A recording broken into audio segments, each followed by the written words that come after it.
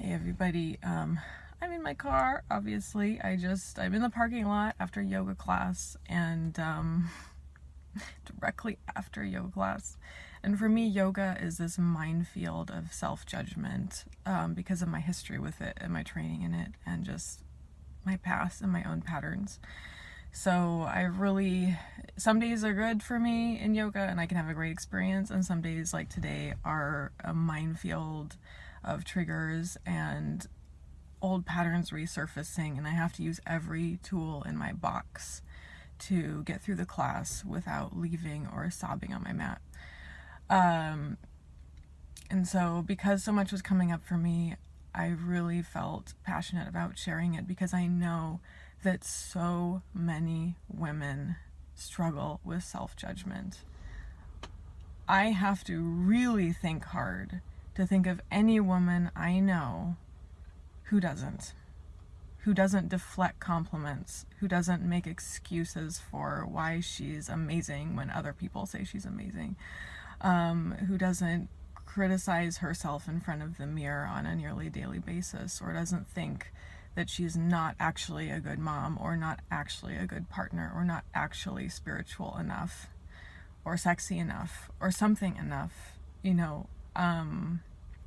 I feel very, very strongly about dedicating a massive amount of energy in this lifetime of mine to help women specifically overcome self-judgment. Through shadow work, through body work, through reclaiming our sexuality and our pleasure, and reclaiming worthiness. So let me just tell you a little bit about what I experience. Also, because I don't want to be a spiritual teacher who pretends she's perfect. I am in the arena with you. This is my path too, and that's why I know the skills and the strategies that help me on a daily basis. So I've been a dedicated yogi and meditator for 15 years, and I started as a freshman in college, and it absolutely saved my life from further depression, and it got me into my body because I was very dissociated from my body. I was totally cerebral. I was studying philosophy. Yoga really was a lifesaver for me, and mindfulness was my first experience with really self-compassion, sitting with myself.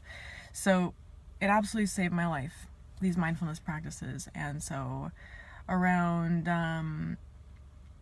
so I was doing it very, very consistently. And around 2012 is when I got my first yoga teacher certification. And I've since gotten multiple teacher certifications.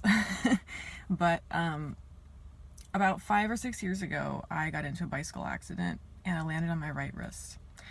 And I pushed through the pain for, unfortunately, a number of years through my yoga practice. I pushed and I pushed and I pushed myself, and it got worse. So that about 2 years ago, I had surgery on it. So in any event, for the last 5 years, I haven't been able to bear weight on my right wrist, which really takes a toll on a yoga practice.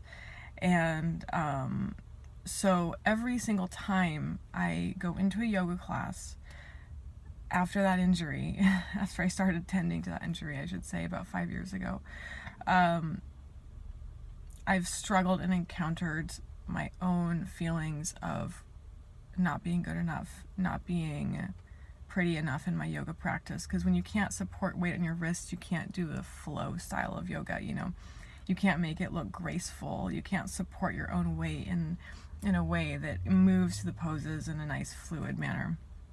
And so I've left many yoga classes in tears in the middle of class, just left, because it was too hard for me to be in the class around all these other beautiful women doing these beautiful yoga practices, and here I was just feeling like the lamest, most hideous person, knowing because of my training everything I wasn't doing right, knowing everything I could do that I couldn't do because of my injury.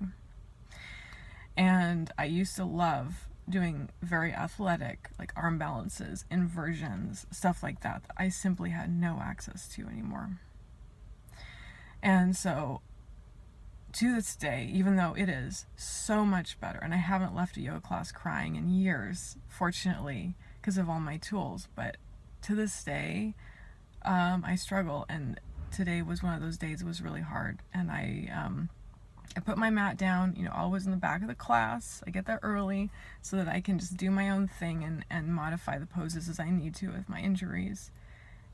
And there was an empty mat next to mine, and just before class started, this gorgeous, 25-year-old, super tan woman came and claimed that mat next to mine.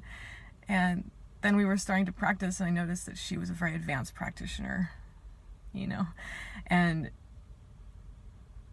I just started feeling part of myself, this shadow part of myself, just looking at her and feeling and trying to find things about her that were wrong. And I was laughing at myself internally the whole time this part of myself was doing this. Because this is what we do, right? When we don't feel good enough, we make other women wrong. And this is something that needs to change in order for society to evolve. We need to heal our own self-judgment, and by doing so, it's going to heal this competitiveness that's just rampant, especially among women who have been told they're attractive, who feel like they belong in that particular category, or are good at a certain thing. We're so effing catty and competitive with each other. And so anyway, I was watching this part of myself try to find things that were wrong with this beautiful woman who obviously was a very experienced yogi. And I was thinking things I bet she's 25, and I bet she actually doesn't know anything about her own body because she's so young. Just the most ridiculous judgments that have nothing to do with her, right? And so I was there on my mat in this practice, tending to this voice, tending to this judgment. And what I realized when I really unpacked it, allowed it to unfold, is that I was just terrified. I was so scared about being left behind. I was so scared about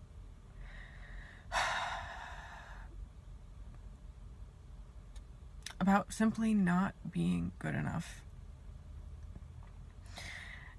That I wouldn't be wanted, that I wouldn't be desired, that I wouldn't be looked at, and just simply that I wouldn't be seen. Because I think that's really at the heart of it, is that when we get really competitive with other women, we're just so terrified to not be seen. We're so terrified to not get that validation and to feel like we have value, because in this society, we learn from our earliest days that as women, our value is in our looks, first and foremost, our desirability, and then, our competency, and that we have to fight for it, that we don't have value in and of ourselves simply for being. And so I was on my mat, tending to my infant self and just saying, sweetheart, you are so beautiful. You are just so magical. You are brilliant. You have so much wisdom. You're going to help so many people because of your own suffering.